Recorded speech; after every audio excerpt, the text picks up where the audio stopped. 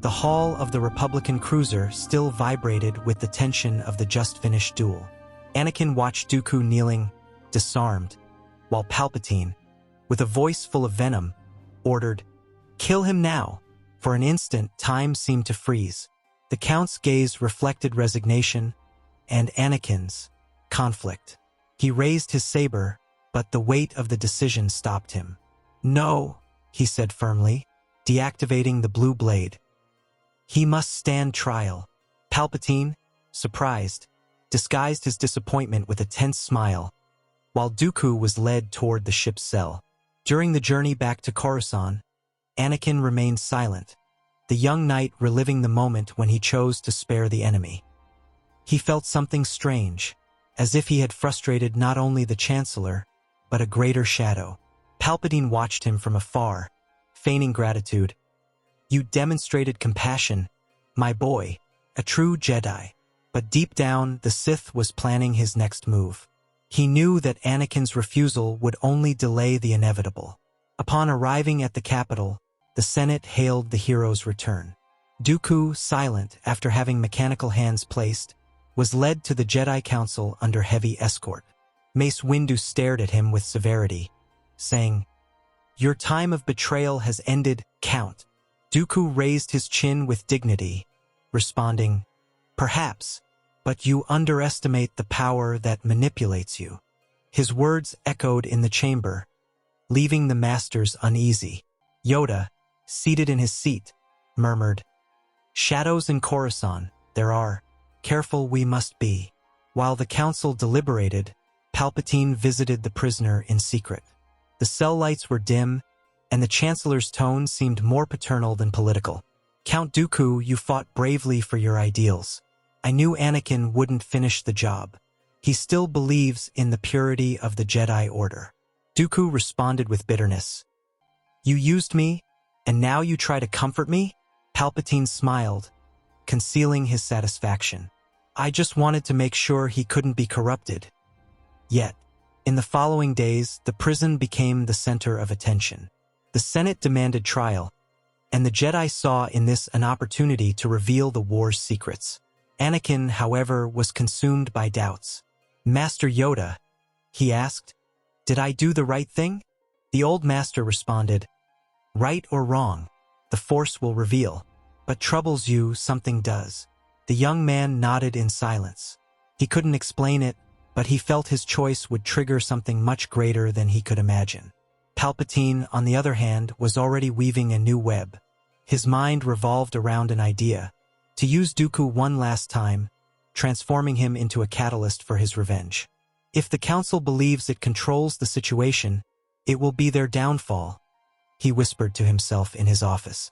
He prepared a network of influences, false reports, and infiltrated agents for a single objective: the controlled liberation of the Count. In the cold cell, Dooku meditated, his wounded pride mixed with the sensation of having been discarded like a useless piece. He now understood that he had been merely a step in the true Sith's plans. But even wounded, there was still power in his hands, the power of knowledge. "If I escape, perhaps I can turn the game around," he murmured. He knew too much about Palpatine's secrets to remain alive for much longer. One night, guards were changed without prior notice. One of the new soldiers dropped a small communicator near the cell. Dooku noticed but didn't react. Hours later, the device emitted a slight sound and projected a holographic message. "You have one last chance to prove your worth, Count." It was Palpatine's voice. "Escape, and we can restore the balance the Jedi destroyed." Dooku closed his eyes, breathing slowly. He knew the trap was set, but he also knew the opportunity was real. At the following dawn, the alarm echoed throughout the temple. The prison doors had been breached, and the security records mysteriously erased. Mace Windu led the search, furious. How was this possible? Yoda, beside him, responded, "A trap. This is more than it seems there is." Ships began to sweep the skies of Coruscant, while the masters wondered who could be behind the escape. Anakin, upon learning the news, felt his stomach turn. "It can't be a coincidence," he said to Obi-Wan. He escaped because someone wanted it to happen. Obi-Wan nodded. And we know who would be capable of that. Their gazes met, loaded with concern. The Chancellor's figure became more suspicious with each passing hour. While the Council debated, Palpatine received news of the escape with false indignation. Terrible. How can the Senate trust Jedi security now? He said, disguising the delight he felt. His plans were in motion. Dooku would once again be a piece on the board, and with his escape, chaos would return to feed the fear necessary for the emergence of a new empire. Everything is according to plan, he murmured, observing Coruscant's horizon. In the darkness of an abandoned freighter, Dooku activated the communicator that would guide him to his destination. He didn't yet know it was Palpatine himself who was leading him, nor that his escape would be the perfect pretext for the beginning of a new era of destruction. So this is it, said the Count, adjusting the hood over his head. The game begins again, and he departed, leaving behind the echo of Anakin's choice, a decision that, unknowingly, had changed the galaxy's destiny forever. Dooku traveled through the galaxy's shadows, a fugitive with a face marked by humiliation. News of his escape spread like fire among the systems. He knew the Jedi would hunt him, but he also knew Palpatine watched him closely, like a patient predator. Inside the ship, the Count looked at the reflection of his aged face. Skywalker's mercy was my sentence, he murmured, but perhaps it can be my salvation. In Coruscant, the Senate demanded answers. Mace Windu spoke before the representatives. The Council is investigating the escape. Evidence indicates political manipulation within the Republic's structures. Palpatine, feigning indignation, responded with a firm voice. If not even the Jedi can keep a prisoner, perhaps the Senate needs to review their attributions. His gaze crossed with Anakin's, who was present beside Obi-Wan. The young man felt the weight of a truth he still couldn't prove. Meanwhile, in the depths of a neutral planet, Dooku received a coded signal. The message was simple: "Meet me, my friend." The Count hesitated, but curiosity and pride spoke louder. He followed the coordinates to an abandoned station near the Mustafar system. When he disembarked, he found Palpatine awaiting him, shrouded in shadow. "Count Dooku," said the Chancellor with a slight smile. "It seems the Force still has plans for both of us." Dooku kept his distance, distrustful. "You betrayed me, used me as a pawn." Palpatine approached slowly, his eyes gleaming with contained malice. "I used you, yes, but only because the game required it. Now the board has changed. The Jedi suspect me, and I need someone with your experience." The Count crossed his arms. "And why would I help the one who destroyed me?" The Sith's smile widened. "Because you still wish to see the Jedi Order fall. And together we can still do it." Silence hung in the air for long seconds. Dooku breathed deeply and responded coldly. "You want to use me again?" Palpatine, maintaining his serene tone, replied, "No, this time I want you to understand me. The galaxy needs a new order, free from Jedi hypocrisy. You saw this before everyone. I offer what you've always sought, legitimate power." Dooku looked away, but the poison of the words was already beginning to infiltrate. Meanwhile, Anakin visited the Jedi Temple seeking guidance. "He escaped, Master. I spared him, and now he's returned to cause more pain," he said to Obi-Wan. His mentor placed a hand on his shoulder. "You did what you believed was right. The Force has its ways, even when we don't understand them." Mace Windu entered the room and added, "What matters now is preventing Dooku from finding whoever freed him." Yoda nodded. "Ancient shadows return they do. The time of confrontation approaches." Back at the hideout, Dooku watched Palpatine walk slowly around a holographic table, displaying projections of battles and planets in ruins. "See, Count," said the Sith. "The war is far from over, but we can control it. Imagine a galaxy under true order, without corrupt senators or blind masters." Dooku responded, trying to resist. "And what price will we pay for this?" Palpatine tilted his head. "Only what is necessary." The conversation lasted for hours, each word carefully measured. Palpatine knew how to touch the Count's wounded pride, reigniting his conviction that the dark side was the only path to stability. "You were the first to understand that the Force doesn't belong only to the Jedi," said the Chancellor. "They called you a traitor, but I call you a visionary." Dooku clenched his fists. "And what will happen to Skywalker?" Palpatine smiled. "Ah, he will come. Destiny always brings him back." While the Count pondered, Republic ships patrolled the sector, forcing them to flee. Palpatine took advantage of the tension to seal the agreement. "Either we die as divided enemies, or we are reborn as masters of the new empire." Dooku stared at Mustafar's red horizon and slowly nodded. "Then let the Alliance be reborn." The Sith's smile was almost imperceptible, but his eyes betrayed triumph. "Excellent. Let us begin anew, my friend." At that same moment, Anakin received an urgent summons from the Council. Mace Windu revealed the new information. Reports indicate movement of separatist forces under Dooku's command, and there are indications of support within the Senate. The knight frowned. "The Chancellor?" Obi-Wan intervened. "We still don't have proof, but distrust already corroded Anakin's heart. I need to speak with him." In his office, Palpatine observed the distant flames of the war he himself was reigniting. Dooku remained at his side, back in the role of general and mentor, but now with something different. Mutual distrust was more dangerous than any saber. "You have the army," said Dooku, "but the Council still trusts Skywalker." Palpatine responded, "For a short time. When the hour comes, he will see who truly understands him." Leaving the office, Dooku asked one last question. "And if he doesn't turn against the Jedi?" Palpatine stopped for a moment, looking at Coruscant's horizon. "Then he will be the first to fall." The answer echoed in the silence, cutting like a blade. Dooku understood that the game had begun again, and that this time there would be no mercy even for allies. The galaxy marched toward chaos, and the Force waited, silent, for the price of Anakin Skywalker's choice. The nights in Coruscant became long for Anakin. The silence of his room contrasted with the tumult in his mind.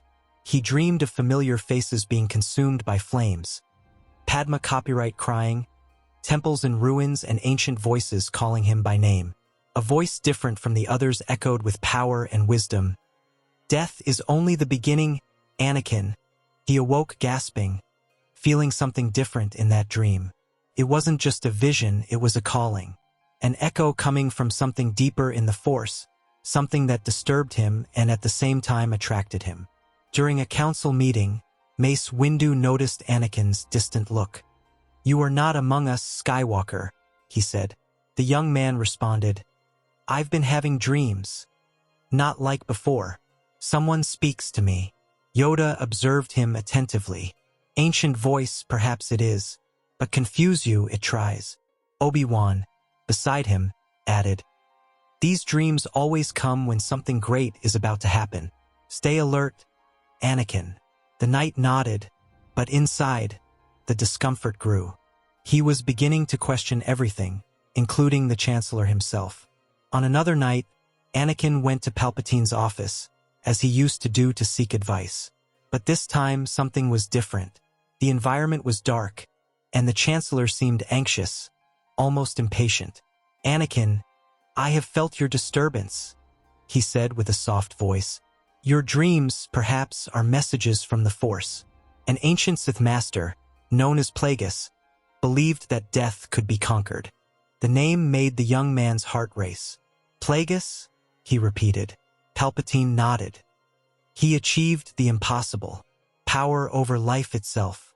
But he was betrayed before completing his work." Anakin observed him with an indecipherable expression. "And why are you telling me this now?"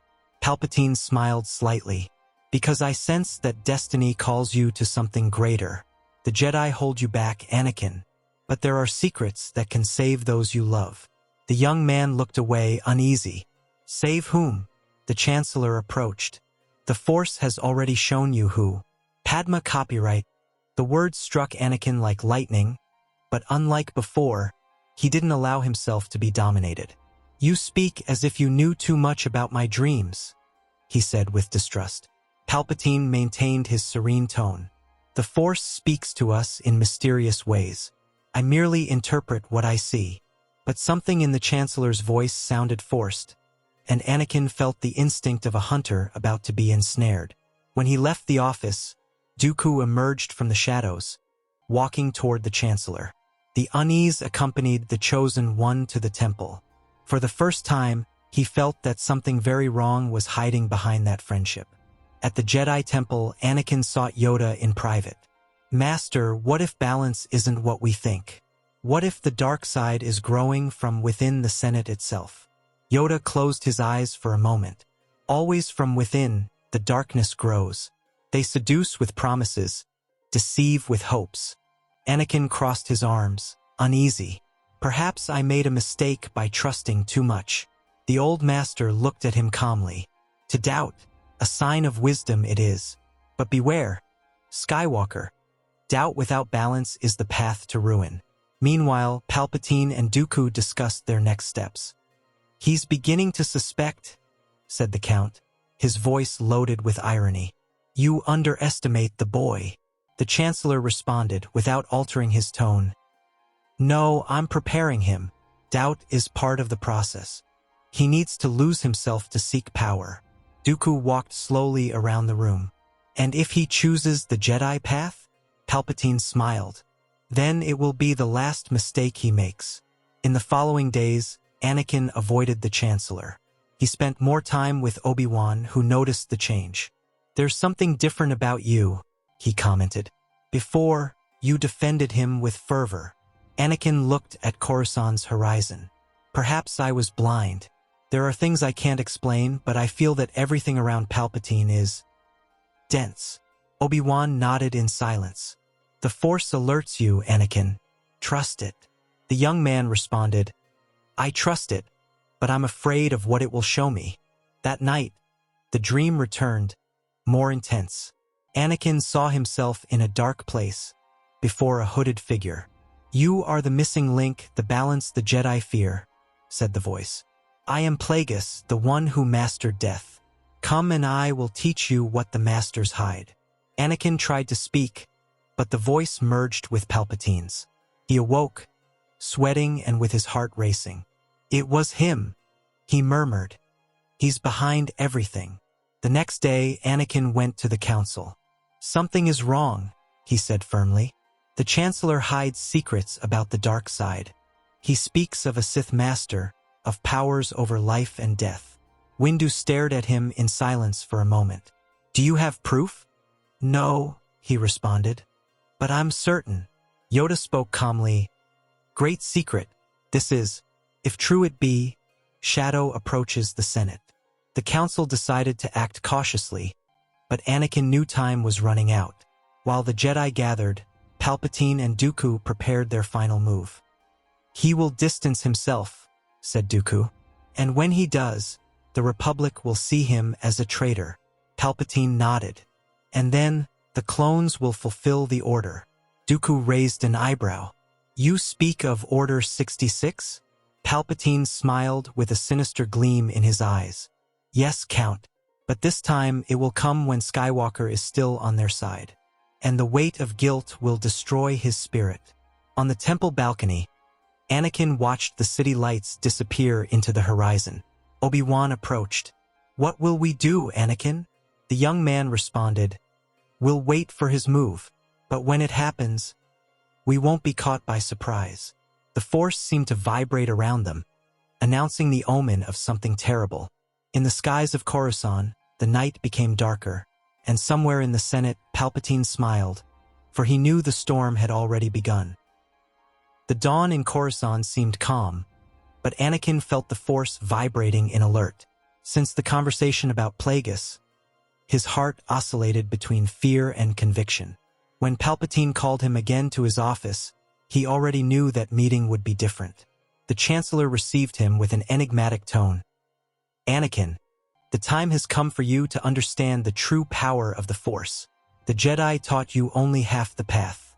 To be complete, you need to master all aspects, including the dark side. Anakin crossed his arms, his gaze firm.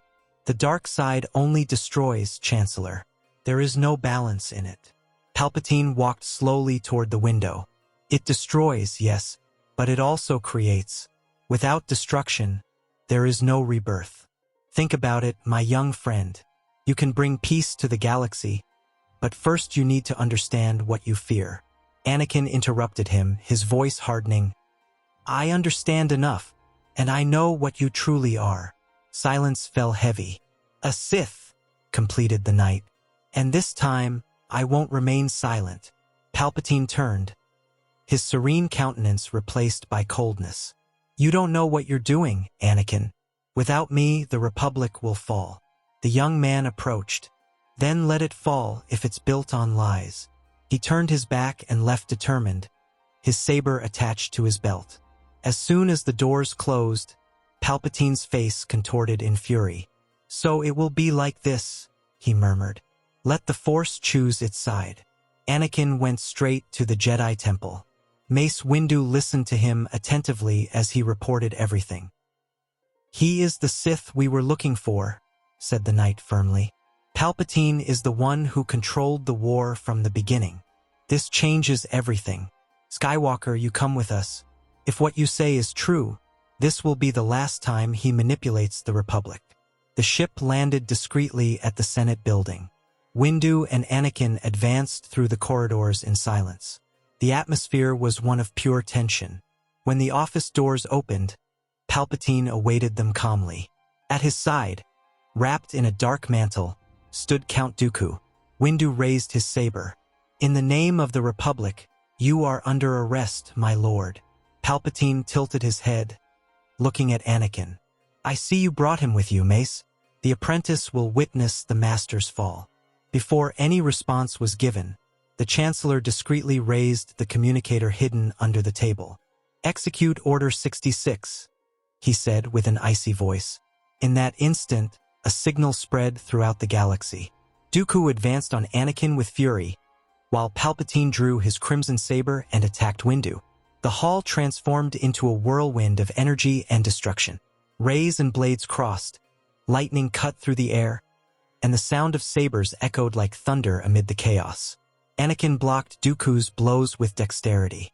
You don't understand, Skywalker. He is the future, shouted the Count, trying to strike him from behind. His future is ruin, responded Anakin, spinning his body and disarming the enemy.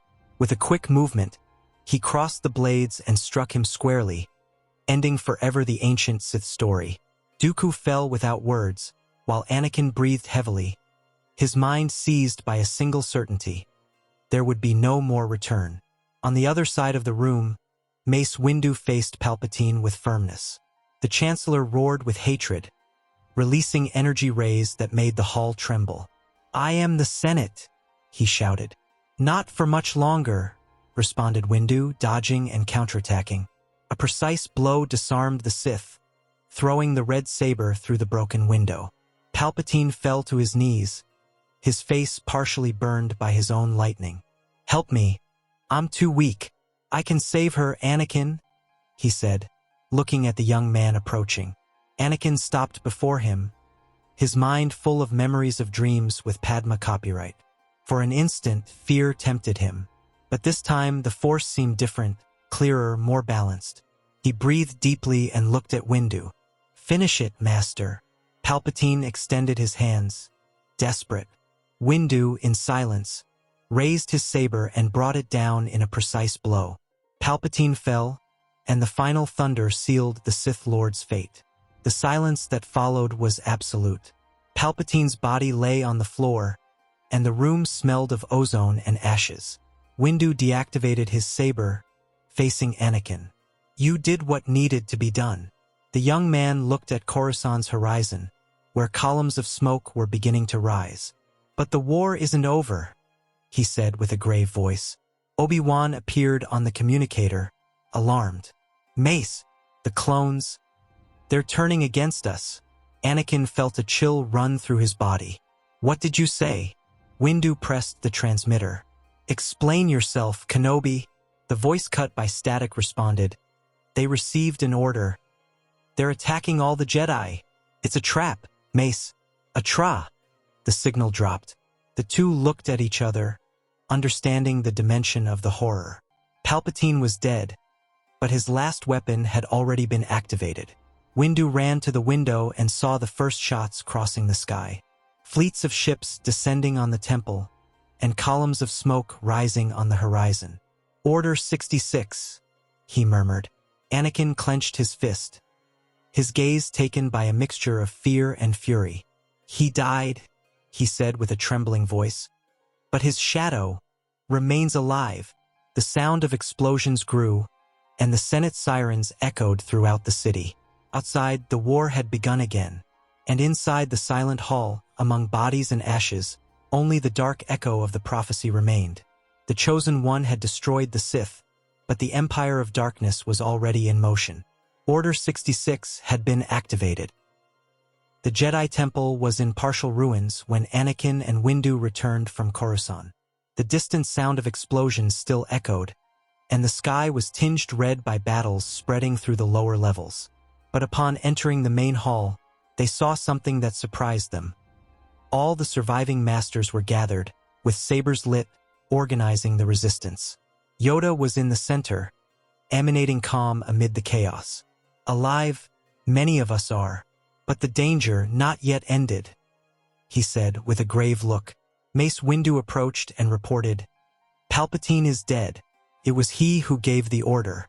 Order 66 was activated before he died. The masters' faces looked at each other in shock. Obi-Wan placed his hand on Anakin's shoulder.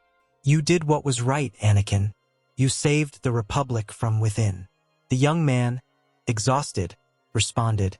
He manipulated every war, every death, but still, his commands are acting. The clones won't stop. Yoda closed his eyes.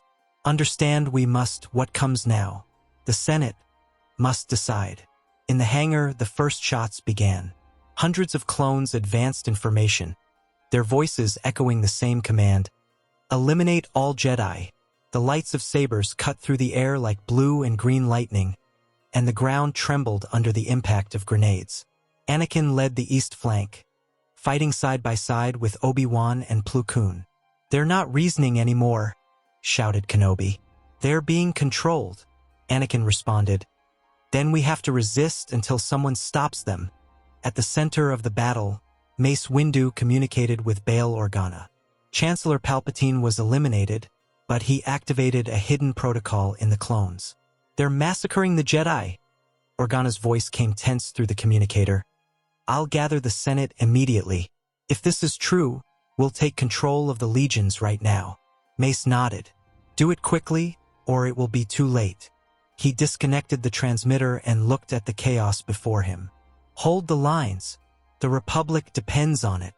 At the top of the temple towers, Anakin observed the destruction spreading like fire.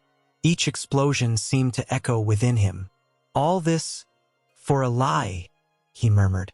Obi-Wan responded, blocking a shot. And it was you who undid it, Anakin. Palpatine used you, but didn't defeat you. The young man smiled slightly. This time, no. The fight resumed, and the two leaped amid the shots, dodging explosions and counterattacking with precision. The Force seemed to envelop them in perfect synchrony.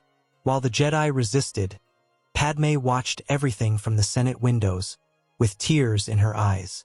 Beside her, Bail Organa spoke before a crowd of alarmed senators. Chancellor Palpatine was the Sith Lord. We have proof from the Jedi Council.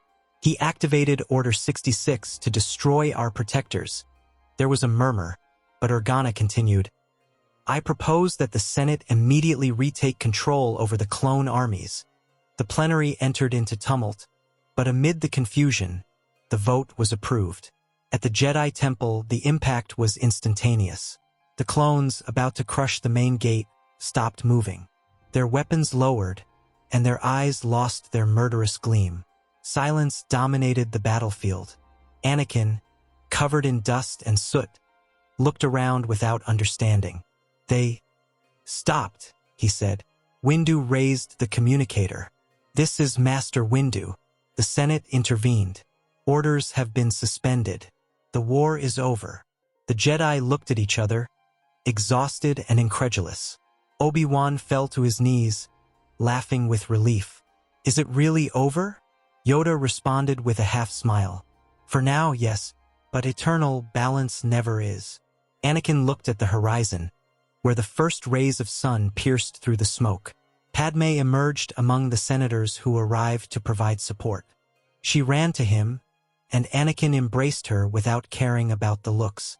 You survived, she said. Thanks to you, she responded, smiling. In the following days, news of Palpatine's fall spread throughout the galaxy. The Senate appointed Bail Organa as new temporary chancellor, with the support of Padme and the Jedi Council. In his speech, he declared, "The Republic is reborn today. Tyranny has been undone, and our heroes have restored trust in the Force. The Jedi rebuilt the temple, now a symbol of hope and not of war." The Council recognized Anakin Skywalker's achievement. Yoda called him forward in the great restored chamber. Balance you brought. Light and shadow you understand now. Master you shall be. Anakin knelt, moved. Not for power, but for redemption, he said. Obi-Wan watched him with pride. You fulfilled the prophecy, Anakin, in a way no one expected. Padme watched the ceremony from afar, with a slight smile. The marriage secret was no longer a secret at all. The Council had officially absolved him for his heroic deeds. Love is also a form of courage, Windu had said when defending him before the Masters. Anakin looked at Padme, and for an instant, the weight of all the war dissipated. The Jedi Temple shone again under Coruscant's light. Children sensitive to the Force returned to train, and the galaxy began to breathe in peace. Mace Windu observed from the balcony, saying to Yoda, "Perhaps now we have found true balance." The Master responded, "Found, yes, but maintain it, a challenge it will be." And thus, with the Sith legacy destroyed and the Senate united with the Order, the Republic rose from the ashes. Anakin, now a Jedi Master, walked beside Padme, under the golden sky, aware that the Force had never abandoned him. It had only guided him until he understood that balance is not the absence of darkness, but dominion over it.